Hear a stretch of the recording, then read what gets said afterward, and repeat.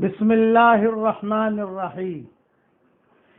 السلام علیکم ورحمۃ اللہ وبرکاتہ۔ نحمده ونصلی علی رسولہ الکریم، اما بعد۔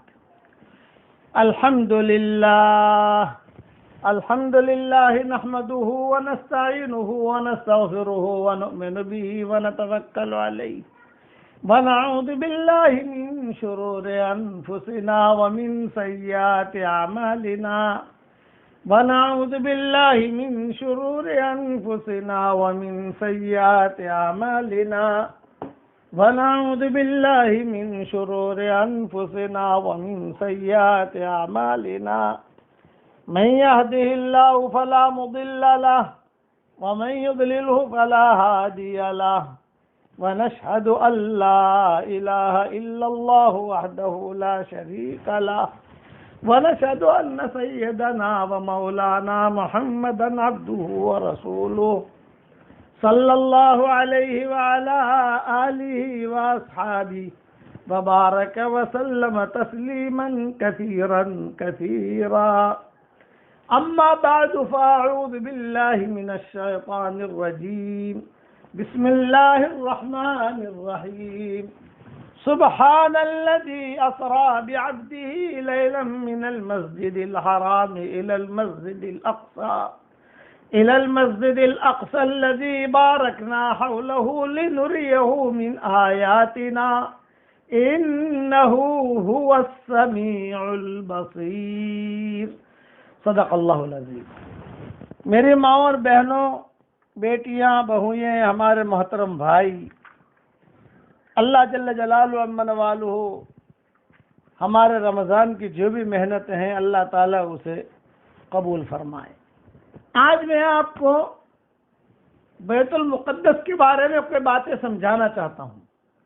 یہ جو فلسطین کا معاملہ چل رہا ہے، ساری دنیا میں جب دیکھو تب یہ فلسطین کا معاملہ کھڑا ہوتا ہے.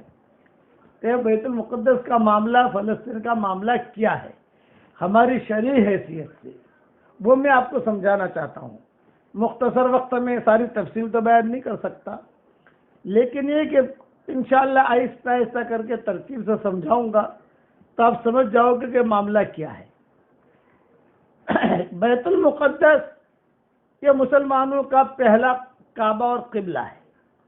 حضور صلی اللہ علیہ وسلم جب معراج میں تشریف لے گئے تھے تو حضور اکرم صلی اللہ علیہ وسلم کا پہلا پڑاؤ سمجھ لیجئے، بڑا اسٹیشن یہی تھا.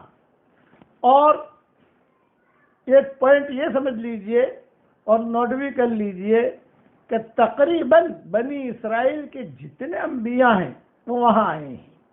کئی نبیوں کی قبریں وہاں پر ہیں. حضرت مریم علیہ السلام کو ہو، اسی طریقے سے یہ موسیٰ علیہ السلام، پھر ابراہیم علیہ السلام، پھر اسماعیل علیہ السلام، پھر اسحاق علیہ السلام، یعقوب علیہ السلام، داؤد علیہ السلام، سلیمان علیہ السلام. اسی لیے اس کو ہیکل سلیمانی کہتے ہیں. ہیکل سلیمانی وہ یہودیوں کا جو ہے وہ یہ بہت ہی پرانی جگہ، پرانا قبلہ یہ چلا آ رہا ہے. چلو، حضور صلی اللہ علیہ وسلم کی زندگی میں تو یہ رہا کہ بیت المقدس ہے، کوئی لڑائی کی چیز ہی نہیں ہے. ابھی تک مسلمان وہاں پہنچے نہیں تھے اور بیت المقدس ہے بس، یعنی اور حضور صلی اللہ علیہ وسلم کا وصال ہو گیا. یعنی بیت المقدس کے بارے میں کوئی انتشاری چیز یا کوئی لڑائی کی چیز یا کوئی یہ معاملہ حضور صلی اللہ علیہ وسلم کے زمانے میں نہیں آیا، نہ ہوا نہ آیا.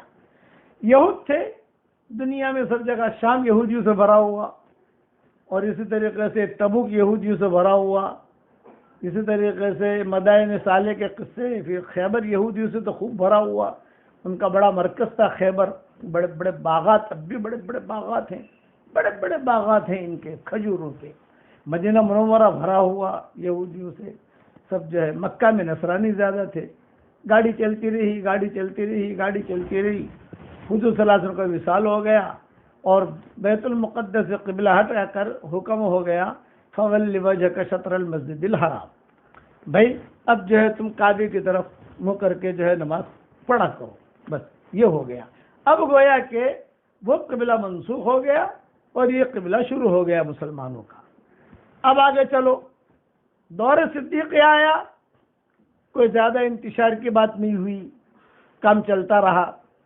دور صدیقی میں اچھا خیبر تو جو یہودیوں کی جگہ تھی، یہ تو حضور صلی اللہ علیہ وسلم کے زمانے میں ہی فتح ہو گئی تھی۔ مدینہ منورہ سے یہودی جو ہے ان کو نکال بھی دیا تھا۔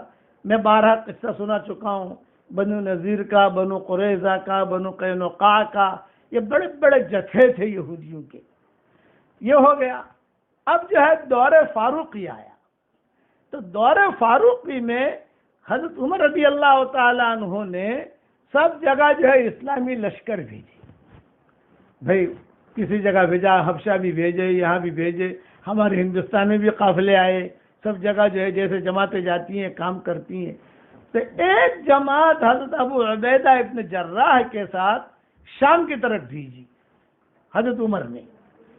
پہلے یہ بات ذہن میں رکھو کہ حضور صلی اللہ علیہ وسلم نے فرمایا ہر امت کا ایک امین ہے، اور میری امت کا امین ابو عبیدہ ہے۔ یا صلی اللہ علیہ وسلم نے فرمایا تھا پہلے کہ ہر امت کا ایک امین ہے، میری امت کا امین ابو عبیدہ ہے، کیونکہ یہ بڑا جتھا تھا یہودیوں کا، شام پورا یہودیوں سے بھرا ہوا۔ اس کے آگے جاؤ تو یہ ترکی شروع ہو جاتا ہے، تو ترک جو ہے یہ کرد ہے، کرد، یہ دوسری قوم شروع ہو جاتی ہے۔ اس طرف جاؤ لیفٹ میں تو ایران شروع ہو جاتا ہے، تو یہ ایران یہ رومن امپائر، کسرا کیسر جو کہتے تھے، یہ اس زمانے کی بڑی بڑی کالونیاں تھیں۔ چنانچہ کتابوں میں یہ لکھا ہے کہ حضرت عمر رضی اللہ تعالیٰ عنہ کے زمانے میں، جو میں بات جو پوائنٹ سے سمجھا رہا ہوں، آپ دھیان سے سنو گے تو آپ کو سمجھ میں آ جائے گا کہ لڑائی کیا ہے، کہ سارا یہ مسئلہ کیا چل رہا ہے دنیا کے اندر۔ میں شریعت کے اعتبار سے سمجھاؤں گا۔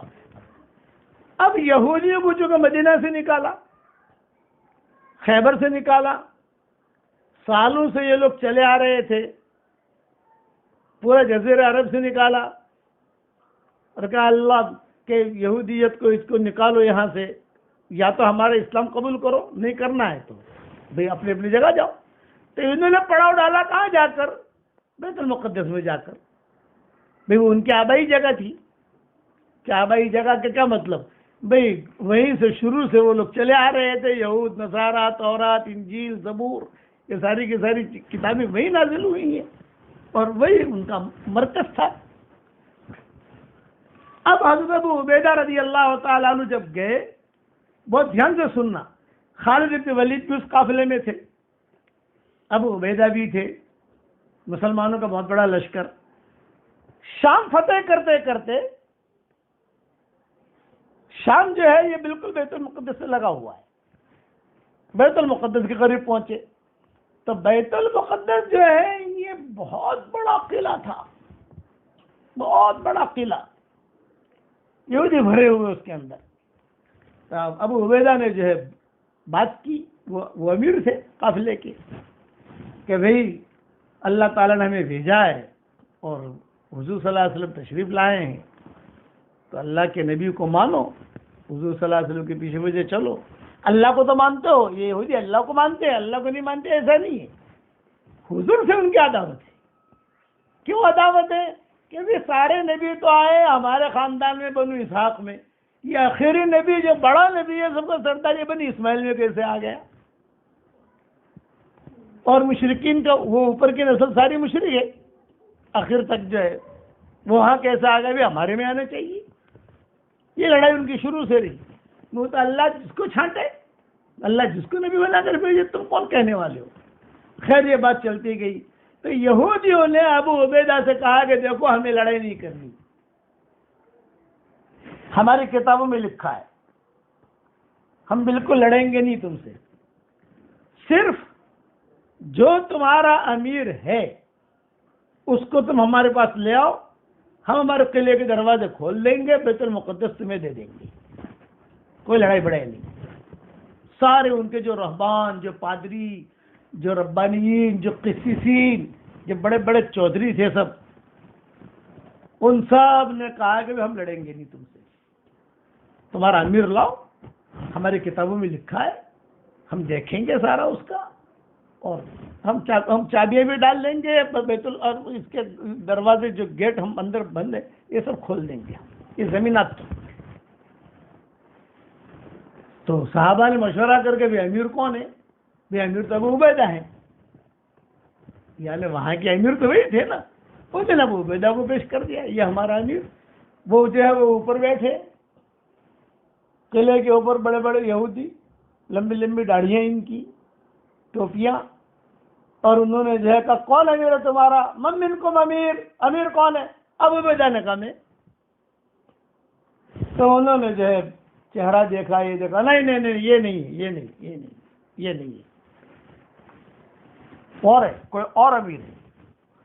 اب صحابہ نے آپس میں مشورہ کیا کہ اس کا ان لوگوں کا مقصد ہے حضرت عمر کا، لیکن ہزاروں میل دور ہے بیت المقدس سے یہ مدینہ منورہ، تو اتنا دور سے امیر المومنین کو بلانا، اور وہاں کا بھی کام ہے، وہاں پر فوجیں کام کر رہی ہیں، سارا مرکز سنبھالے ہوئے ہے وہ، تو آپس میں یہ طے کیا کہ ایک کام کرو، خالد ابن ولید کو آگے کر دو، کیونکہ خالد ابن ولید کا چہرہ اور حضرت عمر کا چہرہ بہت ملتا جلتا تھا، کتابوں میں لکھا ہے بہت ملتا جلتا۔ قریش یہ بھی تھے، قریش وہ بھی تھے، خالد ابن ولید قبیلے بنی مخزوم کے تھے، اور حضرت عمر جو ہے دوسرے قبیلے لیکن قریش تھے سارے کے سارے، بہت ملتا جلتا تھا، اور بہت قصے بھی ہوئے ہیں، لوگوں نے دھوکہ بھی کھایا ہے کہ یہ عمر ہے کہ خالد ابن ولید ہے، یہ عمر ہے کہ خالد ابن ولید ہے، روایت میں قصے بھی آئے ہیں، لیکن میں قصے بیان کرنے جاؤں گا تو مضمون پورا نہیں کر سکوں گا۔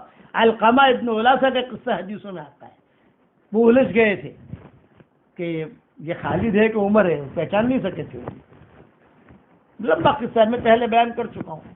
تو لوگوں نے مشورہ کر کے صحابہ نے کہا کہ خالد کو آگے کر دو، بیت المقدس فتح ہو جاتا ہے تو معاملہ ہی ختم۔ چنانچہ خالد ابن ولید کو آگے کیا۔ خالد ابن ولید ہاں یہ ہے، یہودی نے کیا کہا؟ ہاذا ہوا ذا، یہی ہے، ہاں ناک ایسی ہے اوکے، بھویں ایسی ہے اوکے، پیشانی ایسی ہے اوکے، بال ایسے ہیں اوکے، کان دیکھو کان بھائی ہاں اوکے، یہاں تک کتابوں میں لکھا ہے کہ جہاں حضرت عمر کے گال پر تیل تھا وہی خالد ابن ولید کا بھی تیل تھا، وہ ان کی کتابوں میں لکھا ہوا تھا۔ Yes yes okay okay okay okay ہوتا گیا، بس تیاری تھی کہ دروازے کھول دے، چابیاں ڈال دے، تو پیچھے سے بڈھا تھا، کتابوں میں لکھا ہے کہ اس کے بھویں جو ہے نا وہ لٹک رہی تھی، بہت بڑی عمر کا یہودی تھا، اس نے کہا او بھائی او بھائی او بھائی، وہ بھی تورات لے کر بیٹھا تھا پیچھے، یہ سب ٹھیک ہے ابھی دروازہ مت کھولنا، اس کا نام پوچھو، نام پوچھو۔ اب نام پوچھا تو کہا خالد، یہ کہا نہیں، نام دوسرا ہے، شکل پوری ہے لیکن نام خالد نہیں ہے، اور نام ہے۔ وہ دروازے جو کھولنے کی تیاری میں تھے اور چابیاں دینے کی تیاری میں تھے، وہ انہوں نے اسٹاپ کر دیا یہودیوں نے، کہا نہیں، شکل یہ ہو، نام دوسرا ہے تمہارے امیر کا، اس کو لاؤ یہاں۔ اب صحابہ نے مشورہ کیا کریں؟ چنانچہ ابو عبیدہ وہ امین تھے، انہوں نے 2-3 آدمیوں کو خط لے کر حضرت عمر کے پاس بھیجا، مہینوں کے بعد پہنچے وہ لوگ، پیدل جاتے تھے، اونٹوں پر جاتے تھے اور کس پر جاتے تھے وہ لوگ، اور وہاں جا کر حضرت عمر تھوڑا سا غصہ بھی ہوئے، ارے بھائی تم کیسے آ گئے اتنے دور سے، آپ کو تو وہاں جماعت میں بھیجا ہے، پتہ ہوتا تھا نا کہ وہاں جماعت میں کوئی واٹس ایپ تو تھا نہیں، کوئی ہوائی جہاز تو تھا نہیں۔ تو انہوں نے وہ جو قاصد بھیجے تھے ابو عبیدہ نے خط لکھ کر یوں کہا کہ امیر المومنین معاملہ یہ ہے، بیت المقدس کی فتح کا معاملہ ہے، اور انہوں نے یہ شرطیں رکھی ہیں، انہوں نے یہ بھی کہا ہے ہم لڑیں گے نہیں، ہمیں لڑائی بڑائی کچھ نہیں کرنی، خالی تمہارا آدمی لے آؤ، بس ہم دروازے کھول دیں گے۔ میرے والد صاحب رحمۃ اللہ علیہ فرماتے تھے ہم چابیاں دے دیں گے، یہ ابا کے جملے ہیں، چابیاں دے دیں گے، کتابوں میں لکھا ہے دروازے کھول دیں گے، دونوں ایک ہی، میرے ابا 12 یہ بیان کرتے تھے۔ چنانچہ حضرت عمر نے مشورہ کیا، بھئی اتنا دور جانا، بیٹھی شورا کی جماعت وہاں مسجد نبوی میں، کیا کرنا چاہیے؟ یہ جانا چاہیے۔ اچھا کون کون جائے؟ حضرت عمر نے کہا بھی سارے قافلے اللہ کے راستے میں نکل چکے ہیں، مدینہ خالی نہیں ہونا چاہیے، ہمارا مرکز ہے، یہاں بھی لوگ رہنا چاہیے. میں چلا جاتا ہوں، میرے ساتھ میرا غلام چلا جاتا ہے. یہ نہیں جو صاحب بڑے مولوی صاحب ہے تو 4 خادم ہونے چاہیے، 5 خادم ہونے چاہیے. تو یہ طے ہو گیا کہ چلو حضرت عمر اور 1 خادم اب روانہ ہوئے مدینہ منورہ سے.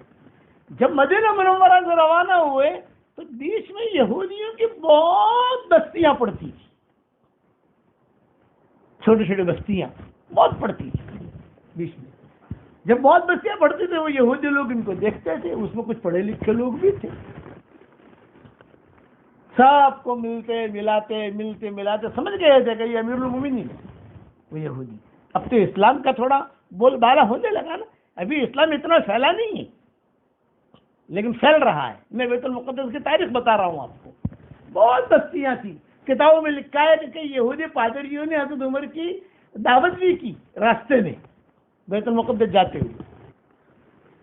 بس اب جب روانہ ہوئے تو حضرت عمر کا اور یہ جو خادم تھا ان کے آپس میں تھوڑا سا نوک جھوک کیونکہ ایک اونٹ تھا، بیٹھنے والے دو. تو اس خادم نے کہا کہ امیر المومنین ایک کام کرو، غلام تھا حضرت عمر کا. یہ کہا حضرت ایک کام کیجئے، آپ جو ہے نا اونٹ پر بیٹھیے، میں نکل پکڑ کے چلوں گا. حضرت عمر نے کہا نہیں، 5 میل، 5 کتابوں میں لکھا ہے 5 میل طے ہوئے، 5 میل میں بیٹھوں گا اور تم پیدل چلو گے، اور 5 میل تم بیٹھو گے اور میں پیدل چلوں گا. وہ ماننے نہیں لگا. حضرت عمر نے کہا کہ تو سیٹھ ہے کہ میں سیٹھ ہوں، یعنی تو امیر ہے کہ میں امیر ہوں. وہ اکرام میں بیچارہ کہتا تھا کہ حضرت آپ اتنے بڑے آدمی اور میں، یعنی آپ میری نکل پکڑ کے چلے. عمر نے کہا نہیں، بولے قسط یہی ہے، یہ جملہ کا قسط، کیونکہ ایک اونٹ پر 2 آدمی بھی بیٹھ سکتے ہیں مگر تھوڑے وقت کے لیے. بھئی یہاں سے نوساری جانا ہے تو ٹھیک ہے، لاہور سے رائے گنج جانا ہے تو ٹھیک ہے، دلی سے غازی آباد جانا ہے تو ٹھیک ہے 2 آدمی بیٹھ جائیں. دلی سے چلو سہارنپور تک 2 آدمی بیٹھیں گے، لیکن یہاں بمبئی سے امرتسر تک تو 2 آدمی نہیں بیٹھ سکتے. وہ اونٹ تو اونٹ ہے، اس کا بھی حق ہے. بولے یہ انصاف نہیں ہے کہ ہم دونوں بیٹھیں، وہ بھی اللہ کی مخلوق ہے. قسط ہاگا، قسط یہی ہے کہ تم چلو میں چلوں، تم چلو میں چلوں، تمہاری نکل میں پکڑوں گا. یہ کرتے کرتے حضرت عمر جو ہے یہ پہنچ گئے شام کی بارڈر میں. اچھا اب شام سے بیت المقدس قریب ہے، یعنی جہاں شام میں یا جارڈن میں، جارڈن یہ شام سارا ایک ہی تھا. وہاں جو اصحاب کہف ہیں وہاں تم کھڑے رہو تو سامنے بیت المقدس دکھتا ہے، اور بیچ میں جو ہے بحر میت ہے، لوط علیہ السلام کو قوم پر جو عذاب آئے. یہ ساری بستی بارکنا حولہ ہے، یہ ساری کی ساری. قرآن میں کہا نا ہم نے اس کے ارد گرد برکتیں رکھی ہیں. زیتون وہاں بہت زیتون کے درخت تو ہو بھرے ہوئے، باغ کے باغات ان کے زیتون کے. اب پتا چلا ابو عبیدہ کو امیر المومنین قریب آ گئے ہیں. تو ابو عبیدہ، حضرت خالد، یہ سارے کے سارے جو ہے استقبال کے لیے تھوڑا سا باہر نکلے. اور وہ یہودیوں کو پتا چلا کہ بھی ان کا بڑا آیا ہے. وہ تو اندر ہے قلعے میں، بڑا زبردست قلعہ تھا ان کا، بعد میں ٹوٹا ہے، ابھی بھی کچھ علامتیں اس کی باقی وہاں. اب گئے تو وہ استقبال کیا، یہ کیا وہ کیا. حضرت عمر کا صاحب سب جو بھی ضرورت کی چیزیں تھی. اب جانا ہے کہاں؟ بیت المقدس کی طرف. تو ابو عبیدہ نے ایک درخواست کی کہ حضرت یہاں کے لوگ جو ہے کچھ پڑھے لکھے زیادہ ہیں، یہ اونٹ کی سواری کو پسند نہیں کرتے. ارے کیا ہے تو یار، مرسڈیز کا زمانہ آ گیا اور تو وہی پرانی ماروتی لے کر چل رہا ہے، پرانا امبیسڈر لے کر چل رہا ہے. یہاں اونٹ کی سواری پسند نہیں کرتے، یہاں خچر کی سواری پسند کرتے ہیں.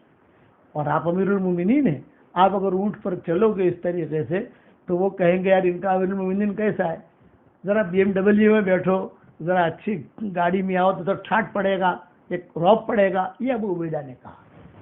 تو حضرت عمر نے کہا اچھا چلو ٹھیک ہے. پھر کہا میرے ایک درخواست اور ہے. ابو عبیدہ نے کہا وہ درخواست یہ کہ آپ کے پیون والے کپڑے ہیں نا یہ لوگ پسند نہیں کریں گے. ذرا ٹھاٹ کے ساتھ اچھے کپڑے، میں آپ کے لیے ہم اچھے کپڑے لے کر آئے ہیں. شیروانی، یعنی اس شیروانی کا جملہ تو میں غلط کہہ رہا ہوں، سمجھانے کے لیے کہہ رہا ہوں. اب آیا ہے کوئی اچھے کپڑے ہیں وہ پہن کر آپ جو ہے نا داخل ہوتے تو روف پڑے. حضرت عمر نے کہا ٹھیک ہے، خچر پہ بیٹھ گئے اور یہ کہا کہ چلو یہ لو بھائی، میرا انہیں جبہ تھا حضرت عمر کا، کیا وہ لگے ہوئے تھے بھائی اس کو رکھو غلام سجاد کو سنبھالو. اس میں سے سفر کی بدبو بھی آ رہی تھی. صحابہ نے کہا حضرت ہم دھو دیں، وہاں نہریں بھی بہت ہے، پانی بھی بہت ہے وہاں اس علاقے کے اندر. تو حضرت عمر نے کہا نہیں ہم دھوئیں گے، ابھی تو جب مسئلے کے لیے آئے مسئلہ نمٹاؤ. چنانچہ حضرت عمر نے جو ہے وہ جبہ پہن لیا اور وہ خچر پہ بیٹھ گئے اور سارے کے سارے پیچھے جیسے وقار کے ساتھ داخل ہو رہے. تھوڑا دور چلے تھے، تھوڑا دور، اور تھوڑا اچھا وہ لوگ دیکھ رہے ہیں وہاں سے کہ یہ لوگ آ رہے ہیں اوپر سے، یہودی لوگ. اور تھوڑا دور چلے تھے تو حضرت عمر نے کہا این ابو عبیدہ. جب حضرت عمر یہ کہتے تھے این ابو عبیدہ این فلاں، تو سامنے والا جو ہے اس کی پیشاب نکل جاتی تھی. مطلب کیا؟ ڈر جاتا تھا کہ کچھ مسئلہ ہے. این ابو عبیدہ، زور سے کہا این ابو عبیدہ. فوراً آگے دیکھ بھائی، تو نے مجھے کہا یہ کرتا تیرا پہن لیا میں نے، میری سواری بدل دی، لیکن جب تھوڑا میں چلنے لگا اس میں، اور یہ جو اونٹ، یہ جو خچر ہے یہ بھی ٹک ٹک ٹک ٹک ٹک کے چلنے لگا، میرا دل بدلنے لگا. بھائی میری اونٹنی اچھی ہے، ان کو پسند آوے کہ نہ آوے، اور میرا جبہ ہی اچھا ہے، یہ لے تیرا جبہ. اور میری اونٹنی کہاں ہے؟ غلام کو کہا. وہ غلام بھی کہیں اونٹنی کو کچھ پانی پلانے یا کرنے گیا ہوا تھا، تو اس میں بھی تھوڑی سی دیر ہوئی. بھائی میری اونٹنی لاؤ، مدینہ والی اونٹنی. مدینہ کی ہوائیں اس نے لی ہے، مدینہ کی ہواؤں کی برکت بھی ہے اس اونٹنی میں، اور یہ میرے جبے کے اندر بھی مدینہ کی ہواؤں کی برکت ہے. تیرے جبے میں مدینہ کی ہوائیں نہیں ہیں، تیرے خچر میں مدینہ کی ہوائیں نہیں ہیں، یورپ کی ہوائیں ہیں. یہ میں سمجھانے کے لیے کہہ رہا ہوں، یہ فضا الگ ہے، وہ مدینہ کی فضا ہے. میری اٹھنے لاؤ بھائی، میرا پرانا جبہ لاؤ اور میں اس پر بیٹھتا ہوں. چنانچہ حضرت عمر کی بیٹھنے کی باری تھی، کچھ تھوڑا وقت باقی تھا ان کا ٹائم پیریڈ. تو حضرت عمر بیٹھ گئے، اپنا پرانا جبہ پہن لیا، اور پہننے کے بعد حضرت عمر رضی اللہ تعالیٰ عنہ جو ہے وہ داخل، ابھی مین گیٹ میں داخل نہیں ہوئے، دیکھ رہے وہ لوگ سارے. لیکن جب تھوڑے آگے بڑھے تو حضرت عمر کا ٹائم پورا ہو گیا. اب ٹائم آیا بیٹھنے کا، کس کا؟ غلام کا. تو حضرت عمر نے کہا بھی میرا وقت ہو گیا پورا بیٹھنے کا، اب تمہارا ٹائم ہے، چلو آ جاؤ آپ بیٹھو. غلام نے بڑی منت کی، حضرت یہ سب جو ہے سب بڑے لوگ ہیں، بڑے بڑے وزیر ہیں، بڑے بڑے چودھری ہیں، آپ امیر المومنین ہیں، تو ذرا آپ ٹھاٹ کے ساتھ آتا ہے کہ نہیں آتا؟ تو جو بات ہماری طے ہوئی ہے، قسط انصاف کے ساتھ چلیں گے ہم، تمہارا ٹائم ہے تم بیٹھو.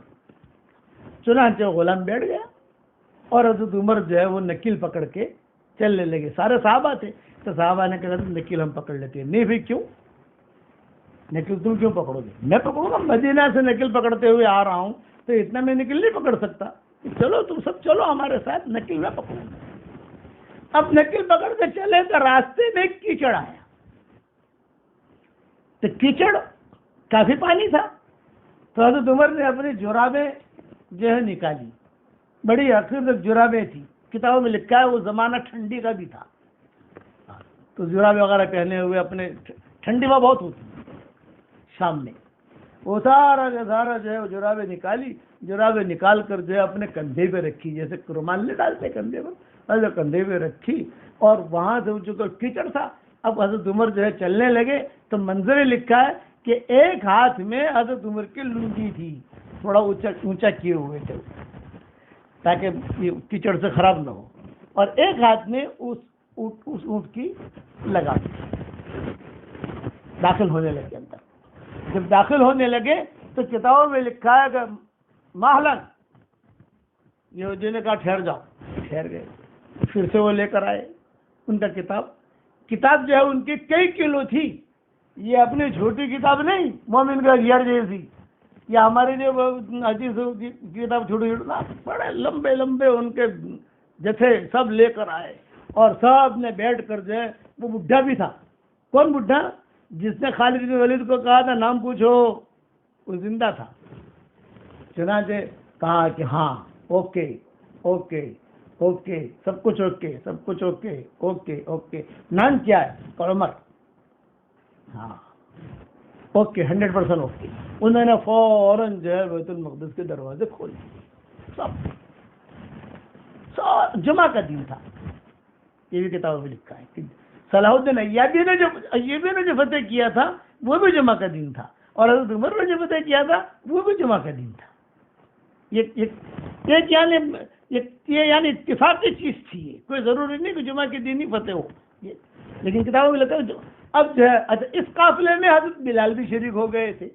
بلال کیسے ہو گئے؟ مدینہ سے نہیں آئے تھے بلال. حضرت بلال چونکہ شام میں رہتے تھے, شام سے قریب ہے بیت المقدس. پتہ چلا کہ امیر المومنین آ رہے ہیں, بھی چلو اس قافلے میں بھی شریک ہو جاؤں. جماعت میں بھی شریک ہو گئے. اب جب وہاں پہنچے تو ان یہودیوں نے کہا کہ چرچ ہمارا حاضر ہے, اب اس میں نماز پڑھیے. حضرت عمر نے کہا نہیں, میں نماز یہاں نہیں پڑھوں گا. نماز اس پر اس وقت پڑھوں گا جب ہمارا ایگریمنٹ ہو جائے گا, لیکن نماز پڑھنی ہے ہمیں. تو ایک کچرا رکھنے کی کچھ جگہ تھی وہاں, جہاں کچرا وغیرہ سب رکھا تھا. حضرت عمر نے صحابہ سے کہا کہ بھی اس کو جو ہے صاف کرو. صاف کروایا اور وہاں نماز پڑھی گئی. اور نماز سے پہلے صحابہ نے بلال سے کہا کہ تم اذان دو تاکہ مدینہ کی یاد تازہ ہو. حضرت بلال نے کہا کہ نہیں. حضرت سو گئے, حضرت بلال تھکے ہوئے تھے. حضرت عمر آئے اور حضرت عمر نے آ کر جو ہے پاؤں سے حضرت بلال کو تھوڑا سا مارا ہلکے سے, کھڑا ہو جاؤ اذان دو. چنانچہ انہوں نے اذان دی. اذان دینے کے بعد جو ہے لوگ بہت روئے اور یہ بیت المقدس فتح ہو گیا. کوئی لڑائی بڑائی کچھ بھی نہیں. اور یہ سارے حضرت عمر نے پھر ایگریمنٹ بھی کر دیا, بھائی تمہارے کنیساؤں کو ہم نہیں جلائیں گے, اس کو نہیں گرائیں گے, یہ وغیرہ وغیرہ جو بھی وہ ایگریمنٹ اب تک بیت المقدس میں لکھا ہوا ہے. اور ان کے جو گواہ تھے حضرت سعد بن ابی وقاص, حضرت علی, اس قسم کے جو لوگ ہیں ان کی سگنیچر بھی اب تک موجود, وہاں لکھا ہوا ایگریمنٹ. یہ ایگریمنٹ ہو گیا, یہ معاملہ ختم ہو گیا. حضرت عمر نے جو وہاں رہ کر ذمہ داری بنا دیا, بیت المقدس فتح ہو گیا. واپس جب حضرت عمر روانہ ہونے لگے تو کوئی سامنے ہی اصحاب کہف ہے, سامنے ہی اصحاب کہف. تو یعنی رات کے وقت میں میرا وہاں سفر ہوا ہے 1977 1978 میں, اس علاقے میں. اس وقت میں جندی فدائی کی لڑائی چل رہی تھی. وہ جگہ ہی لڑائی کی ہے, جندی فدائی یہ لڑائی چل رہی تھی. اب ہم لوگ کبھی جو ہے کھانا لینے کے لیے باہر نکلے, سبزی لینے کے لیے باہر نکلے, تو فوجی جو ہے وہ آ جاتے تھے پستول لے کر, بندوق لے کر. انت جندی ام فدائی, انت جندی ام فدائی, تم جندی ہو کہ فدائی ہو. اب اگر ہم کہیں جندی اور وہ پولیس والا فدائی ہوگا تو مارے گا, ہم کہیں فدائی اور وہ جندی ہوگا تو مارے گا. جہاں باہر نکلے تو فوراً جو ہے پولیس والا انت جندی ام فدائی, تو ہم کہتے تھے نحن لسنا جندی ولسنا فدائی بل نحن ہندی. ہم جندی بھی نہیں ہیں, فدائی بھی نہیں, ہم تو ہندی ہیں. طیب جان بچ گئی, ہم تو ہندی ہیں, ہم جندی بھی نہیں فدائی بھی نہیں. تو وہاں اصحاب کہف, تو وہاں سے حضرت عمر نے کہا بھی چلو وہاں بھی چلتے ہیں, چونکہ صحابہ تو تھے ساتھ میں. وہاں جا کر اصحاب کہف کو دیکھا, رقیم کو دیکھا. والرقیم کانوا ان اصحاب الکہف والرقیم کانوا من آیاتنا عجبا. رقیم کو دیکھا, وہاں نیچے بستی ہے وہ دیکھی. پھر اس کے بعد جو اسے مسجد بنی ہوئی ہے وہ دیکھی حضرت عمر نے, لنتخذن علیہ مسجدا. اور اس کا رخ قبلہ جو تھا اس کا بیت المقدس کی طرف تھا. تو حضرت عمر نے کہا اس کو ہٹانا مت, رکھو. صحابہ سے مشورہ کیا, اسے ہمیں گرانا بھی نہیں ہے, اسے ہٹانا بھی نہیں ہے, اور جو رخ ہے قبلے کا یعنی بیت المقدس کا وہ بھی بدلنا نہیں ہے, رکھو. اس کے اوپر مسجد اور بنا دو. تو اسی کے اوپر مسجد اور بنائی اور اس کا رخ حضرت عمر نے کر دیا بیت اللہ کی. چلو اب یہ گاڑی چلی. اب جب بیچ میں کئی لوگ جو ہیں وہ آتے گئے قافلے, ان یہودی نے ایک بات کہی, بھی آپ نے ساری چیزیں قبضہ کر لی ہے, یہ ہو گیا, ایک زمین کا ٹکڑا ہے اس پر آپ قبضہ مت کرو, وہ ہمارے لیے رہنے دو آپ. ایک زمین کا ٹکڑا تھا بڑی کشادہ. حضرت عمر نے کہا بھائی کیوں؟ ساری چیزیں تو ہم نے لے لی, قبضہ ہو گیا, ساری فوجوں نے ہمارا قبضہ کر لیا, یہ زمین کا ٹکڑا کیوں؟ انہوں نے کہا نہیں حضرت آپ سب کچھ لے لو, ہم نے بیت المقدس دے دیا آپ کو, سب یہ زمین کا ٹکڑا رہنے دو. یہ زمین. حضرت عمر نے کہا نہیں وجہ بتاؤ. بھائی زمین میں تو کچھ بھی نہیں ہے, کیا اس میں سونا ہے, ہیرے جواہرات ہیں؟ یہ زمین ہے. تو نے کہا نا یہ ہمارا ریاض الجنہ ہے, جنت کا ٹکڑا ہے, ہماری کتابوں میں لکھا ہے کہ یہ ہمارا جنت کا ٹکڑا ہے. حضرت عمر نے کہا اگر جنت کا ٹکڑا ہے تو جنت کے ٹکڑے کا تو ہم حقدار ہیں, تم حقدار نہیں ہو. یہ حضرت عمر نے یہودیوں کو جواب دیا, جنت کے ٹکڑے کا تو ہم حقدار ہیں, تم حقدار تھوڑی ہو. حضرت عمر نے کہا کہ قبضہ کرو اس کو اور اسے مسلمانوں کا قبرستان بنا دو. اب بھی وہ قبرستان ہے, مسلمانوں کا قبرستان. چلو مدینہ منورہ پہنچ گئے. مدینہ منورہ پہنچ کر جو ہے سب کو اطلاع دے دی, یہ ہوا یہ ہوا. اب دور چلتا رہا. حضرت عمر کے بعد دور آیا حضرت عثمان کا, حضرت علی کا, وہ برابر جو ہمارے قبضے میں رہا. پھر امیر معاویہ کا دور آیا, پھر سالہ یہ سارا کے سارا جنگ صفین یہ ہوا, یہ سارا کے سارا ہمارے قبضے میں چیزیں رہی. بعد میں چلتے چلتے چلتے چونکہ نگاہ میں تو تھی نہیں ان کے, بھائی ان کے ذہنوں میں تو تھی کہ یہ جگہ ہماری ہے, بیت المقدس ہمارا ہے. تو انہوں نے آہستہ آہستہ کرتے کرتے دوسرے ملکوں کی مدد سے پھر سے یہودیوں نے وہاں قبضہ کر لیا. حالات کیا ہوئے میں مختصر وقت میں سمجھا نہیں سکتا. حالات آئے جیسے تلک الایام نداولها بین الناس, انتشار ہو جاتا ہے مسلمانوں میں, آدھا یہ ہو گیا, آدھا یہ ہو گیا, آدھا یہ ہو گیا, وہاں چلا گیا. عربوں نے ایک ہی مرتبہ فتح کیا ہے, یہ ذہن میں رکھا تاریخ میں. عربوں نے بعد میں فتح نہیں کیا. یہ صلاح الدین ایوبی عرب نہیں تھے, یہ کرد تھے. اب نور الدین زنگی, اللہ اس کی قبر کو نور سے منور فرمائے, اس نے کوشش کی, بادشاہ تھا, اس نے کوشش کی کہ یار یہ مسلمانوں کا قبلہ یہ ہمارے پاس ہونا چاہیے. ترتیب دی, کئی یہودی بادشاہوں کو بلایا اس نے, کئی یہودی اور میٹنگیں کی, یہ کیا وہ کیا, دیں گے دیں گے دیں گے, لیکن معاملہ قابو میں نہیں آیا. اسی دوران کوئی ایک اللہ والے نے خبر دی نور الدین زنگی کو یا کسی نے کہ دیکھو یہ بیت المقدس فتح ہوگا 583 ہجری میں, 583 ہجری. اس سے پہلے پتہ نہیں ہوگا. تو نور الدین زنگی دعا مانگتے تھے کہ اللہ, اور یہ کہا 583 ہجری میں فتح ہوگا, جمعہ کے دن فتح ہوگا, جمعہ کی نماز تم نہیں پڑھ سکو گے, اگلا جمعہ پڑھو گے. یہ بشارت. کوئی اللہ والا تھا یا کوئی جن تھا, نام آتے ہیں کتابوں کے اندر ان کے کہ کوئی تھے, انہوں نے ایک چیز کہی کہ بعض میں جنوں کی عمر بڑے لمبی لمبی ہوتی ہے, 1500 سال 2000 سال, جیسے سانپ کی عمر لمبی ہوتی ہے. سانپ اپنی موت نہیں مرتا. سانپ جو ہوتا ہے نا, جیسے بیمار ہوا مر گیا ایسا نہیں, وہ اپنی موت نہیں مرتا, وہ اس کی عمر بہت لمبی ہوتی ہے. اسی لیے قرآن کے اندر سانپ کا نام ہے حیہ. حیہ کا مطلب ہے زندہ. اسی لیے بڑی بڑی کمپنیاں ہوتی ہے نا, وہ سانپ کا وہ رکھتی ہے نشان. کیوں رکھتی ہے؟ کہ وہ بہت لمبی عمر والا ہے تو ہماری کمپنی بھی بہت لمبی چلے گی. تو اس نے خبر دی. اچھا, نور الدین زنگی کوشش کرتے رہے. صلاح الدین ایوبی جو تھے ان کے خادم تھے. یہاں تک کہ 583 جو ہے وہ اس نے کہا کہ 583 میں یہ فتح ہوگا. کسی نے خبر دی, نام بھی لکھا ہے کتابوں میں, نام مجھے یاد رہا نہیں.